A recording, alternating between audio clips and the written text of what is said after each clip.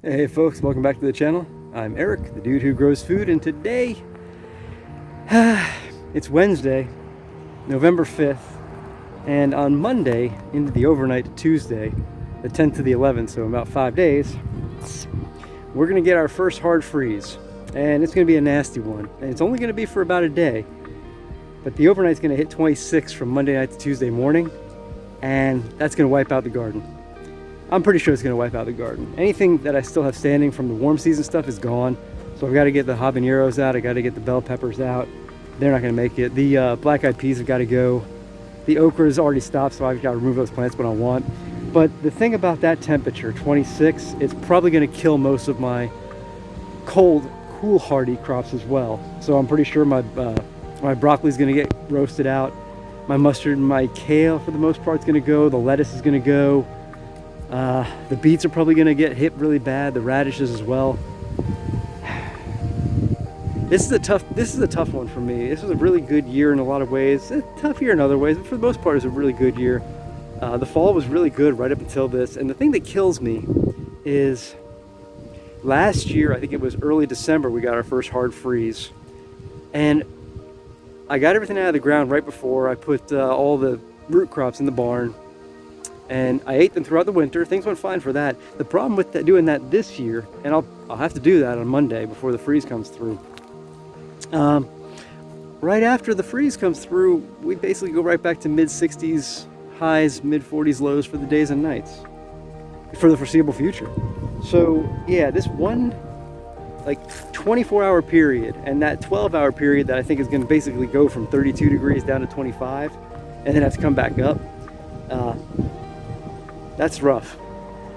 That's rough because it's going to cost me pretty much everything I've got in the garden. And my freezers are getting full, so I was going to eat fresh out of the garden for the next month or so. It doesn't look like it's going to happen now. But them's the breaks when it comes to the garden. So this is kind of a bit of a fond farewell to the 2025 garden, unless something happens that surprises me on Monday to the overnight Tuesday morning. But I'm not going to bank on anything overly successful happening from that. I think it's going to be ugly. And I think it's going to basically just shut it down until early next year. So with that, we'll take a little tour around the garden and see what's going on. Now, recently I did a garlic episode where I said how not to plant garlic. And, well, everything sprouted. And I kind of expected that, like I said. I just don't know if it's going to finish out the way I want it to. It'll finish out, I'll get really great bulbs. Will they store? I don't know. But if you look at these beds, we've got germination really close to probably almost 100%. So I'm happy about that. I just don't, we'll see what happens next year when it's time for them to come out. If nothing else, we're going to get a ton of scapes and we'll get a ton of bulbs and we'll play roulette next year with them. The daikons are doing great. This is mustard up front. Again, this is all going to get wiped in the cold. We started harvesting our broccoli. I'm happy about that. Not all of these headed up the way I expected them to, but there's enough here to have some fun with over the next couple of days. The beets are holding up just fine. They're going to get popped really bad. We'll try to grab some of the greens off them and we'll get those roots into storage.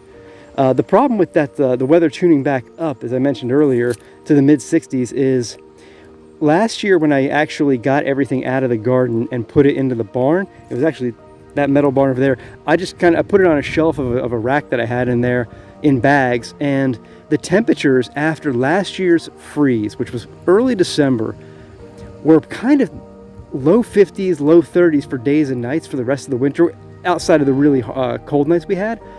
And that's really close to refrigeration temperature, so they stored really well in there. I don't know how well these roots are going to store in a barn when we have days in like the mid-high 60s for the better part of November after this freeze. We'll see. I don't have any other plan for them, so they'll do what they're going to do. And check out these beets. They're just, gosh, that's beautiful. I love beets. I love root crops. Sugar snap peas are holding up okay. I got another harvest of them the other day. I think next year I may play around with them English shelling peas. I've been pulling some daikon out. I donated some. I've chopped actually 11 pounds today for the freezer. Gotta get my bell peppers out. as I've got my maze of cilantro that I've got to go through. You can see these little beauties are throwing out flowers. And you know what that means? That means springtime. This is going to look exactly like it looks right now, just overloaded with cilantro. The Brussels sprouts, I don't know how they're going to handle this cold. They're not really elongating. I'm not going to bother covering them. If they live to the spring, we may get Brussels sprouts in the spring. And if not, it was something to put in a bed. All of that mustard back there, all that is volunteer mustard. Look how gorgeous this is. I love, this is Cherokee blue. This is giant red. I mean, they're just so beautiful. And this is what, I think I mentioned this earlier, this is what kills me. I didn't even need to plant a bed of brassicas because they volunteered all over the place. So the bed that I have over in that direction is kind of superfluous. Turnip greens, I got them out. I got turnips out of the garden. I know you can eat turnip greens. As you can see, I've already got plenty of greens. They'll go compost. Asparagus, that killing freeze we have coming through, if nothing else, if these things die back really, really hard, I'll chop them right back to the ground, compost this over, and at least that project will be done early in the winter, late fall, early winter. More mustard in the back. These blackberries, I'm not worried about them.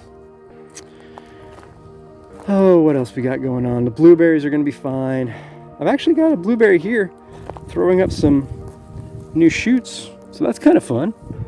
We'll see what these guys produce next year. My little raised bed with some lettuce that hasn't yet bolted.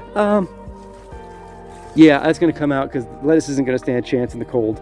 So I've got quite a bit here that hasn't bolted, which is awesome because my entire bed of lettuce that I have over there did bolt. That kind of really ticks me off. I got to remember next year to push my seed sowing for lettuce back a couple weeks, or at least do some staggering, because I don't want to lose it all the way I lost it all now, because this shouldn't have happened.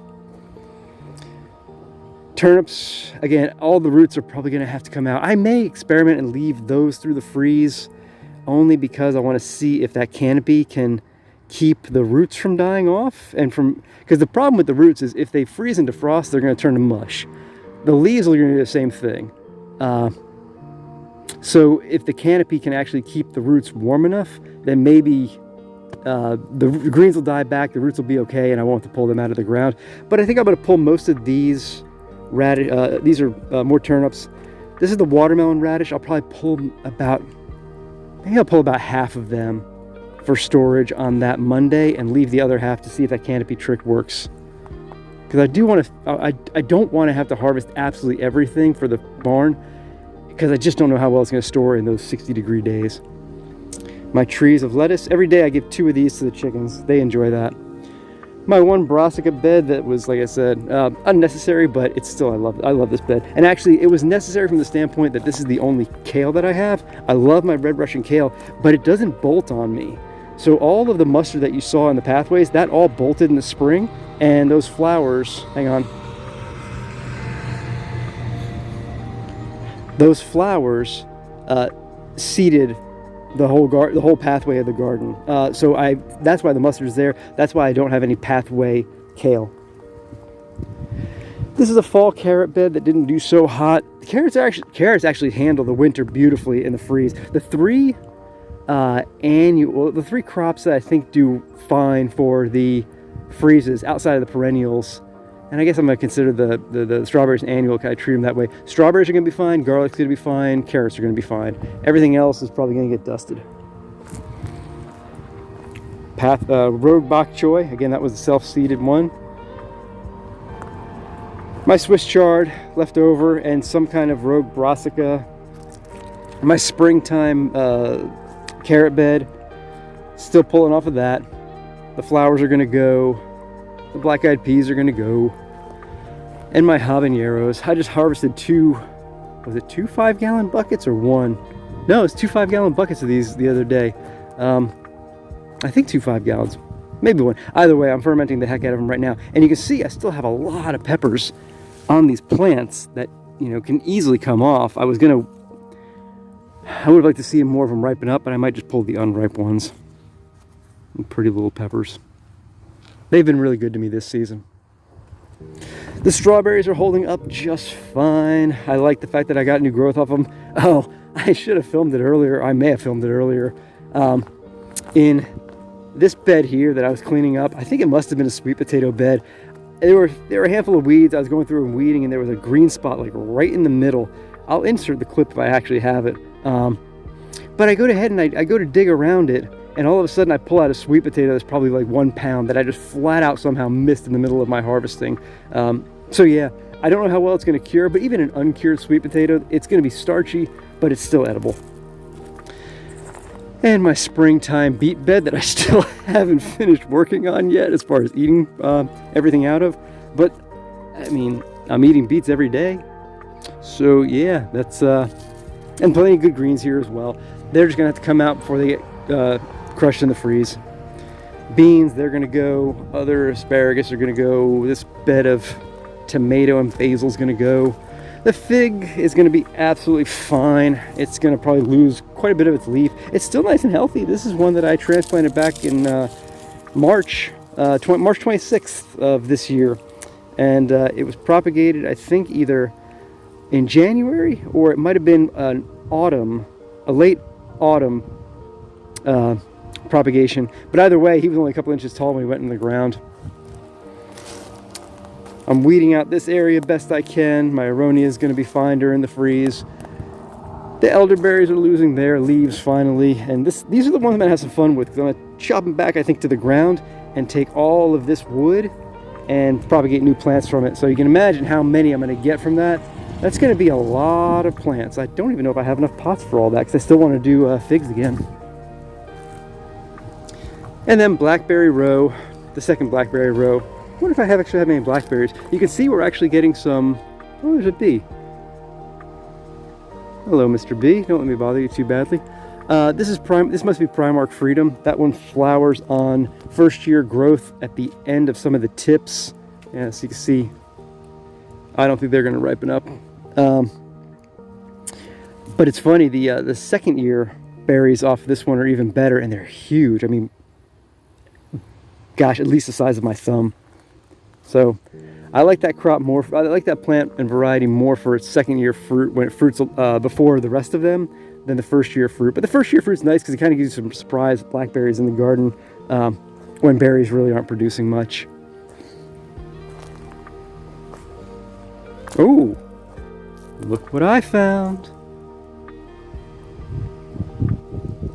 I don't think it's going to taste great. Not bad. Kind of mushy. Still. Berries in fall. Who can argue with that?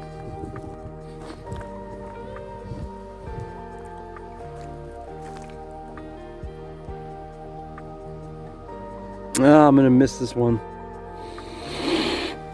This was a really good year. I'm going to have to go back and look at some of my tours from earlier in the season, run them on double speed, and see how things went through the year. This was fun. Depending on how your gardening season went, at the end of it can be bittersweet. And this one, for me, really is. Because a lot good happened this year. Had some struggles. Green beans were horrific. What else didn't really go well? I could have done more succession planting on certain things. I had a glut of watermelon and cantaloupe at one time, and I didn't have anything else afterwards. That was kind of disappointing because once the watermelon ran out, I kind of missed it. But I ate greens all year long. Lettuce did okay. I was disappointed in the bolting. Really crushed the radish game. Had my first year of turnips this fall. I've had fun with that one. I chopped up about 8 pounds worth this morning, along with the 11 pounds of daikon, so I put 19 pounds in the freezer. The habaneros were, like I say, the highlight because that one caught me by surprise. Because I planted them deliberately, obviously. I wasn't expecting to buy those seeds. I was looking for a different seed. They only had those. It's been a couple of years since I had a good hot pepper game going, and I said, you know what, just let's get them out there. And once I started playing with them, I just had so much fun. I fermented, gosh, probably 8 quarts of hot sauce already this year, and I've got a whole lot more to do. I probably need to buy another dozen jars and maybe even 8 more fermenting weights. Because that's been fun. That's really made my breakfast a game-changing flavor.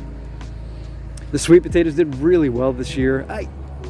I think they could have done a little better. I only let them go 90 days before I harvested them, but I love the fact that if they cured properly, I could be eating sweet potatoes, a couple pounds a day for 12 months until the next almost till the next harvest. I wouldn't be unhappy with that.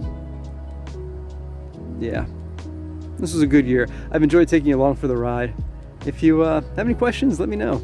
I'd be happy to answer them. If you have any suggestions on how to store root crops when you don't have a root cellar and your freezers are already full, I'm up for some suggestions there too. So please pass them along. In the meantime, thanks for watching. Take care.